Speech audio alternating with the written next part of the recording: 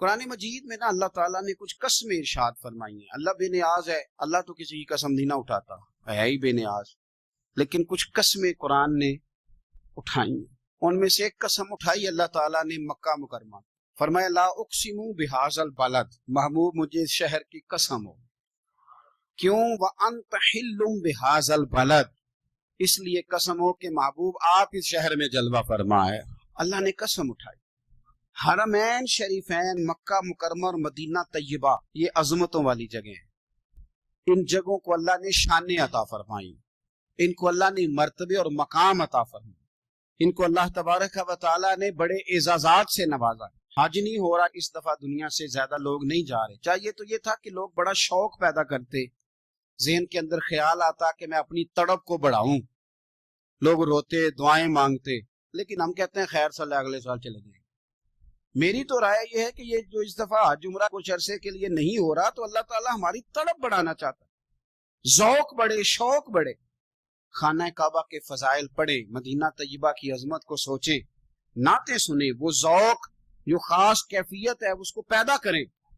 نبی پاک صلی اللہ علیہ وسلم نے جو ہمیں فضیلتیں بیان کی نا مکہ مکرمہ کی اور مدینہ طیبہ کی، اس کی حکمت بھی یہ ہے کہ ہمارے دل میں شوق پیدا ہو کہ ہم نے اس جگہ جانا ہے، ہمارے دل میں تڑپ پیدا ہو، ذوق آئے ہمیں. دیکھیں نبی پاک علیہ السلام نے فرمایا جو نماز تم اپنے گھر کے اندر پڑھو گے ایک نماز کا اللہ تمہیں ثواب دے گا، جماعت کے ساتھ پڑھو گے تو 27 نمازوں کا ثواب. لیکن فرمایا وہی نماز اگر تم میری مسجد نبوی میں آ کے پڑھو گے تو اللہ 50,000 نمازوں کا ثواب عطا کرے گا.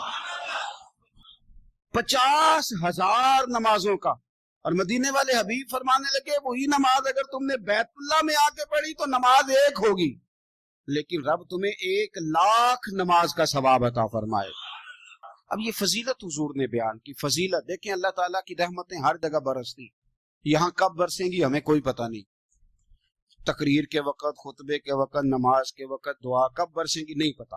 لیکن خانہ کعبہ کا جو معاملہ ہے اور وہاں جو رحمت کا معاملہ ہے، ملا رومی فرماتے ہیں کہ خدا کی رحمت اگر تجھے اتنی مل جائے نا قطرے کے برابر بھی، تو سمجھ لے تیری دنیا بھی بن گئی اور تیری آخرت بھی بن گئی.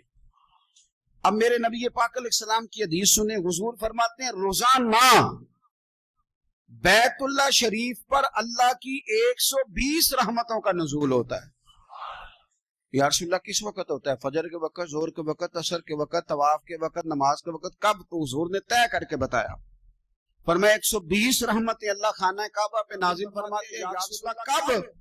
فرمایا 60 رحمتیں تو ان پہ برستی ہیں جو بیت اللہ کا طواف کرتے، اور فرمایا 40 رحمتیں اس پر برستی ہیں جو حرم شریف میں نماز پڑھتا ہے. اور حضور فرماتے ہیں کچھ بھی نہ کرے بس بیٹھ کے کعبے کی زیارت ہی کرتا رہے، 20 رحمتیں تو اللہ اسے بھی عطا فرما دے. کتنی مقدس جگہ ہے. وہاں جانے کا ذوق، وہاں جانے کی تڑپ، وہاں جانے کا شوق.